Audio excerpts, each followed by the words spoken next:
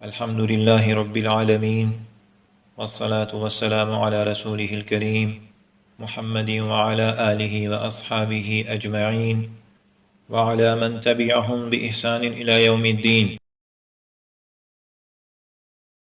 اما بعد حضرات محترم، یہ ضروریات دین کورس کا سبق نمبر 44 ہے۔ اس کا موضوع ہے رمضان اور روزے کے فضائل و آداب۔ یہ اس موضوع کا دوسرا حصہ ہے۔ رسول اللہ صلی اللہ علیہ وسلم ایک دفعہ ممبر پر چڑھے۔ جب پہلی سیڑھی پر قدم رکھا تو فرمایا آمین، پھر دوسری سیڑھی پر قدم رکھا تو فرمایا آمین، پھر تیسری سیڑھی پر قدم رکھا تو فرمایا آمین۔ پھر آپ نے فرمایا میرے پاس جبرائیل علیہ السلام آئے تھے اور انہوں نے فرمایا جس نے رمضان کا مہینہ پایا اور اس کی بخشش نہ ہوئی تو وہ ہلاک ہو۔ میں نے کہا آمین، اور کہا جس نے اپنے ماں باپ دونوں یا ایک کو پایا اور پھر بھی آگ میں گیا، یعنی ان کی خدمت کر کے جنت نہ لی تو وہ شخص ہلاک ہو۔ تو میں نے کہا آمین۔ اور جبریل علیہ السلام نے کہا جس کے سامنے آپ صلی اللہ علیہ وسلم کا ذکر ہو اور وہ آپ پر درود نہ بھیجے تو وہ ہلاک ہو۔ تو میں نے کہا آمین۔ اس حدیث میں جبریل علیہ السلام نے 3 آدمیوں کو بد دعا دی ہے اور نبی اکرم صلی اللہ علیہ وسلم نے ان تینوں پر آمین فرمائی۔ اول تو حضرت جبریل علیہ السلام کی بد دعا ہی کیا کم تھی، اور پھر حضور اکرم صلی اللہ علیہ وسلم کی آمین نے تو جتنی سخت بد دعا بنا دی وہ ظاہر ہی ہے۔ پہلا شخص جس کے لیے بد دعا فرمائی وہ ہے جس نے رمضان المبارک کا مہینہ بھی غفلت اور گناہوں میں گزار دیا اور اللہ تعالیٰ کی خاص بخشش اور رحمت جو رمضان میں ہوتی ہے اس سے محروم رہا۔ تو ایسے آدمی کی تباہی میں کیا شبہ ہے۔ رمضان میں بخشش کرانے کا طریقہ یہ ہے کہ روزہ، تراویح وغیرہ جو خاص عبادات ہیں رمضان کی وہ پورے اہتمام سے ادا کرے اور کثرت سے توبہ استغفار کرے۔ توبہ کرنے کا طریقہ سبق نمبر 7 میں تفصیل سے بیان ہو چکا ہے، اسے ایک دفعہ اور سن لیجئے۔ حضرت ابن عباس رضی اللہ عنہما فرماتے ہیں کہ رسول اللہ صلی اللہ علیہ وسلم سب سے زیادہ سخی تھے اور رمضان کے مہینے میں آپ کی سخاوت اور بھی بڑھ جاتی تھی، کیونکہ حضرت جبریل علیہ السلام سارا رمضان ہر رات آپ صلی اللہ علیہ وسلم کے پاس تشریف لاتے۔ رسول اللہ صلی اللہ علیہ وسلم انہیں قرآن مجید سناتے، یعنی جبریل علیہ السلام کے ساتھ قرآن مجید کا دور کرتے۔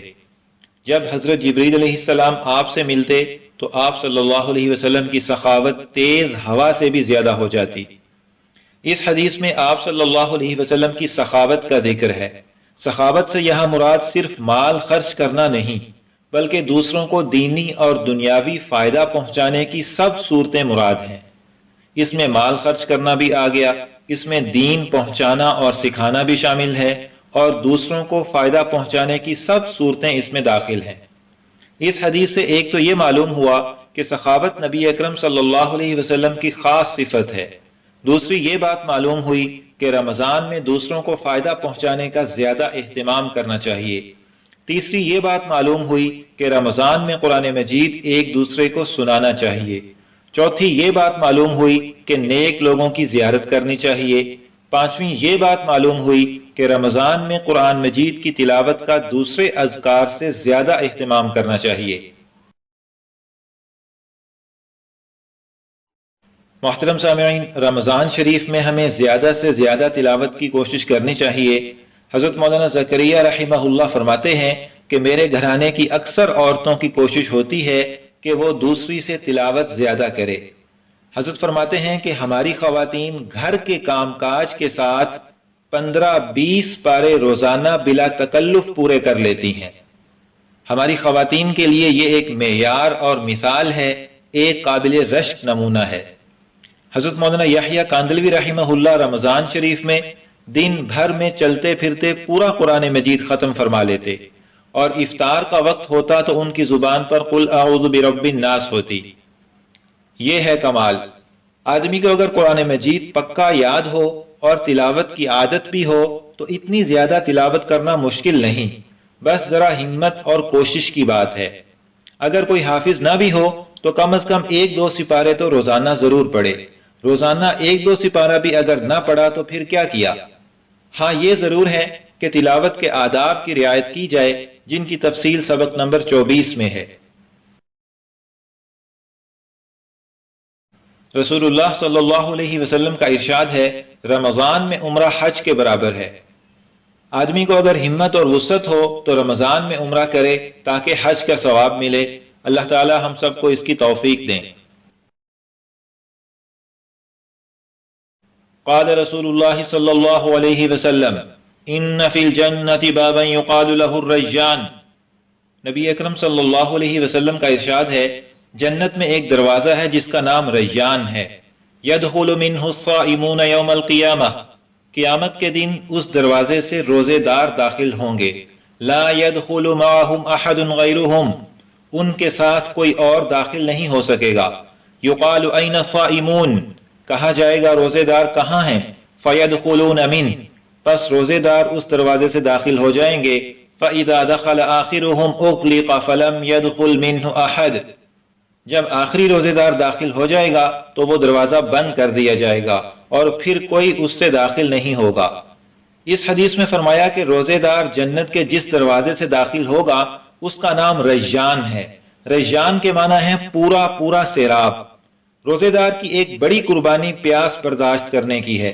اس مناسبت سے جنت کے جس دروازے سے روزے دار داخل ہوگا اس کی صفت بھی یہ ہے کہ وہ خوب سیراب اور شاداب ہے۔ جب دروازے کا یہ حال ہے تو اس میں سے داخل ہو کر جنت میں جانے والوں کی شادابی اور سیرابی کا کیا حال ہوگا؟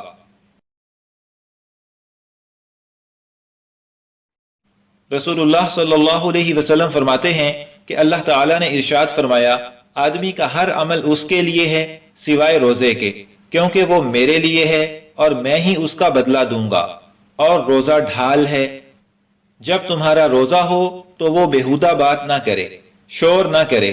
اگر کوئی دوسرا اسے گالی دے یا جھگڑا کرے تو کہہ دے کہ میں روزے دار ہوں۔ قسم ہے اس ذات کی جس کے ہاتھ میں محمد کی جان ہے، روزے دار کے منہ کی بو اللہ کے ہاں قیامت کے دن مشک کی خوشبو سے بھی بہتر ہے۔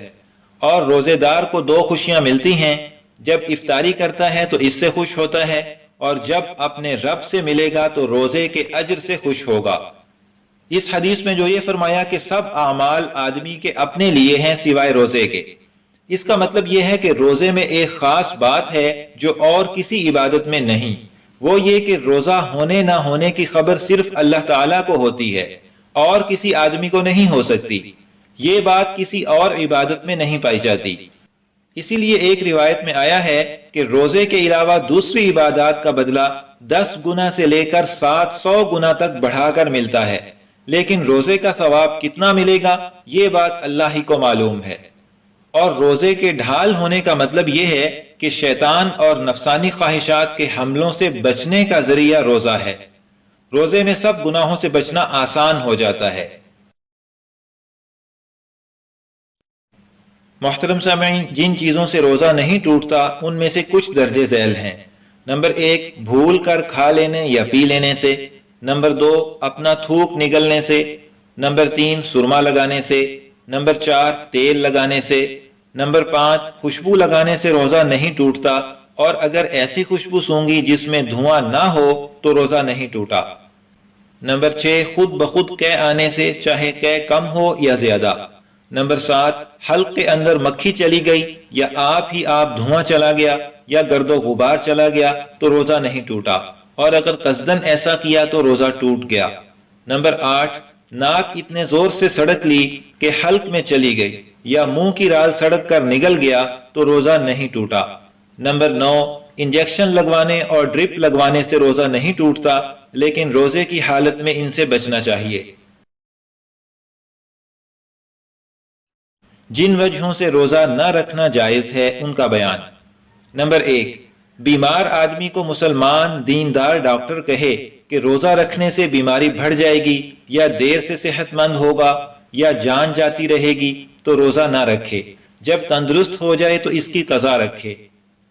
نمبر 2، جو شخص صبح صادق کے وقت سفر میں ہو اس کے لیے روزہ نہ رکھنا جائز ہے، اور اگر صبح صادق کے وقت مسافر نہ ہو اگرچہ دن میں سفر کا پختہ ارادہ ہو، اس کے لیے روزہ چھوڑنا جائز نہیں۔ جن چیزوں سے روزہ ٹوٹ جاتا ہے ان کا بیان۔ حضرات محترم، جن چیزوں سے روزہ ٹوٹ جاتا ہے ان میں سے کچھ درج ذیل ہیں۔ نمبر 1، کلی کرتے وقت حلق میں پانی چلا گیا اور روزہ یاد تھا تو روزہ ٹوٹ گیا، قضا واجب ہے، کفارہ واجب نہیں۔ نمبر 2، منہ سے خون نکلا، اسے تھوک کے ساتھ نگل گیا تو روزہ ٹوٹ گیا، لیکن اگر خون تھوک سے کم ہو اور خون کا مزہ حلق میں معلوم نہ ہو تو روزہ نہیں ٹوٹا۔ نمبر 3، انہیلر استعمال کرنے سے روزہ ٹوٹ جاتا ہے۔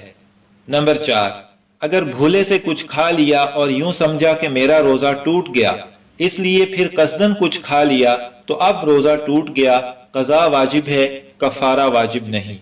نمبر 5، روزے کی حالت میں ٹوتھ پیسٹ یا دنداسا استعمال کرنا مکروہ ہے، اگر کوئی چیز حلق سے نیچے اتر گئی تو روزہ ٹوٹ جائے گا۔ جن صورتوں میں روزہ ٹوٹنے کے باوجود سورج ڈوبنے تک کچھ کھانا پینا درست نہیں۔ اگر کسی وجہ سے روزہ ٹوٹ گیا، یا مسافر دن کے وقت سفر سے لوٹ آیا، یا حیض والی پاک ہو گئی، یا سحری کا وقت باقی ہونے کے گمان میں کچھ کھایا پیا اور بعد میں معلوم ہوا کہ وقت ختم ہو چکا تھا، یا سورج غروب ہونے کے گمان میں کھا پی لیا اور بعد میں معلوم ہوا کہ ابھی سورج غروب نہیں ہوا تھا، تو ان سب صورتوں میں باقی دن روزے داروں کی طرح رہنا ضروری ہے رمضان کے احترام میں، اور بعد میں قضا کرنا بھی لازم ہے، کفارہ نہیں ہے۔ محترم سامعین، یہاں پر عام طور پر پیش آنے والی کچھ صورتوں کے احکام بتائے گئے ہیں۔ ان کے علاوہ کوئی صورت پیش آئے تو اس کا حکم دارالفتاء سے معلوم کر کے اس کے مطابق عمل کریں، تاکہ ہمارا روزہ جاندار اور شاندار ہو۔ اگر ہم روزے کے آداب اور مسائل پر عمل نہیں کریں گے تو روزے کا پورا فائدہ نہیں ہوگا۔ نبی اکرم صلی اللہ علیہ وسلم کا ارشاد ہے، کم من صائم لیس لہ من صیامہ الا الجوع وکم من قائم لیس لہ من قیامہ الا السحر۔ بہت سے روزے دار ایسے ہیں کہ روزہ رکھنے سے بھوک کے سوا انہیں کچھ نہیں ملتا، اور بہت سے رات کو عبادت کرنے والے ایسے ہیں کہ رات جاگنے کی مشقت کے سوا انہیں کچھ نہیں ملتا۔ اس کی وجہ یہ ہے کہ روزہ تو رکھ لیا لیکن جھوٹ، غیبت وغیرہ نہیں چھوڑی، عبادت تو کر لی لیکن نیت دکھاوے کی تھی، یا روزے اور عبادت کے احکام اور مسائل معلوم نہیں کیے، یا ان پر عمل نہیں کیا، جس کی وجہ سے نیکی اللہ کی بارگاہ میں مقبول نہ ہوئی اور اس سے کچھ فائدہ نہ ہوا۔ تو ان سب باتوں سے بڑی احتیاط کے ساتھ بچنے کی ضرورت ہے تاکہ ہماری محنت کام آئے اور اس کا فائدہ ہو۔ حضرات محترم، یہاں پر ضروریات دین کورس کا سبق نمبر 44 مکمل ہوا۔ انشاءاللہ تعالی سبق نمبر 45 کا موضوع ہوگا نماز تراویح کے فضائل و احکام۔ اللہ تعالیٰ سے دعا ہے کہ ہمیں روزے اور باقی سب عبادات کے آداب بجا لانے کی توفیق دیں۔